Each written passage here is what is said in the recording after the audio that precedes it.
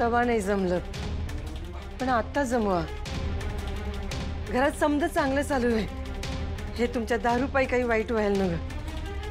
नाही प्रयत्न केलं पण नाही.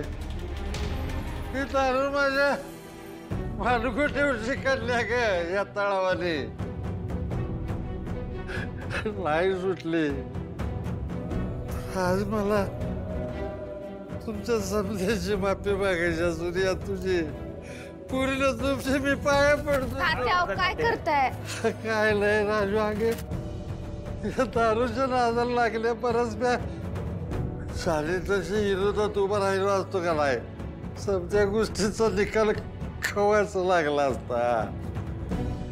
एवढं बोग नसतं आलं आपल्या वाट्याला. तात्या, मागच्या गोष्टी काढून काय उपयोग आहे का? आता सगळं चांगलं चाललंय ना. आता हा सोडून देते विषय. चांगलंच होणार आहे, समज चांगलंच होणार आहे आता. त्यासाठी मला एक गोष्ट करायची आहे. एक गोष्ट. हा एक गोष्ट. काय लांबवा लांबवा.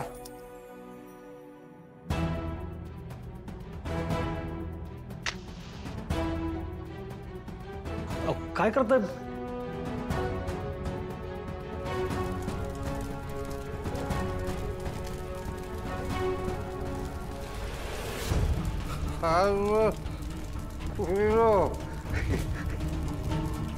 घाबरू नका, घाबरू नका.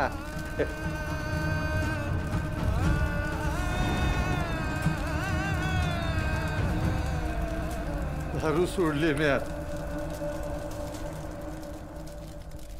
इतका मी दारू पिलो नव्हतो. माझ्या जीवाभावाच्या माणसाने नको नको ते बघायला लागलंय माझ्या दारू पाय. मगापासून फक्त 10 रुपयाचं नाटक करत होतो. तात्या, अगे घरात एवढा आनंद आहे. मी आजोबा झालोया आणि गौराया बी घरात आल्यात. आणि मग हे असलं पिकीची ब्यात कशाला मी घरात ठेवी ना. सूर्या बाप खंबीर असला ना. त्या सूर्याने तुमची ही अवस्था केली, पण मी माझं काम करणार. कारण बाप आहेत तुम्ही माझे. तुम्ही जसं वागला म्हणून मी पण तुमच्यासारखं वागलो, तर तुमच्यात आणि माझ्यात फरक काय आहे? आता ऐका माझं शांतपणी. तो सूर्य आणि तुळजा उद्या शहरात जाणार आहेत. कोणती कालिंदी म्हणून वकिलीनबाई आहे ना, तिला भेटायला. काय? कालिंदी मॅडम? कालिंदी धर्माधिकारी? अहो, भल्या भल्या वकिलांना घाम फोडणारी बाई आहे ती. आम्ही तिच्या पुढचे आहोत. डॅडी, त्या बाईला हलक्यात घेऊ नका. ही केस जर त्या कालिंदी मॅडमकडे गेली तर आपलं सगळं संपलं समजा. अहो, एवढा ठोस पुरावा असताना तुमच्या गळ्याला फास ती बाई नक्कीच आवडणार. विरोधी वकिलाची वावा करण्यासाठी वकील शिकवली का तुला आम्ही? आणि तुला पैसे कसले मोजतो आम्ही? आता जे आहे ते सांगितलं तुम्हाला डॅडी. नुसतं सांगू नको, काहीतरी उपाय काढ.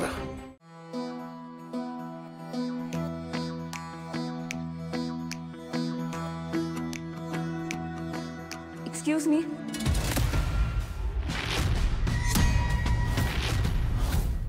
आम्हाला कालिंदी मॅमना भेटायचं होतं. 1 मिनिटापूर्वीच ते ऑफिसच्या बाहेर पडल्यात. मला वाटतं तुम्हाला यायला 1 मिनिट उशीर झालाय. 1 मिनिटात अशा कुठे जाणार आहेत? तुळजा, आपण शोधूया, सापडतील इथेच कुठेतरी असतं. चल. नाही, नको. मला असं वाटतं की तुम्ही उद्या सकाळी या, शार्प 9:30 येते. Kalindi ma'am,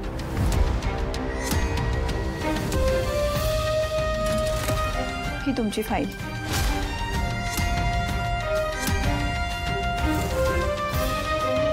Kalindi ma'am? होय, मीच ॲडव्होकेट कालिंदी धर्माधिकारी. तुम्ही सूर्यकांत जगताप आणि तुम्ही तुळजा जगताप. नमस्कार मॅडम. नमस्कार. तुम्हाला थोडा उशीर झाला यायला आणि मी वेळेची आणि शब्दाची खूप पक्की आहे. त्यामुळे तुम्ही एक काम करा, उद्या सकाळी शार्प 9:30ला ऑफिसमध्ये या.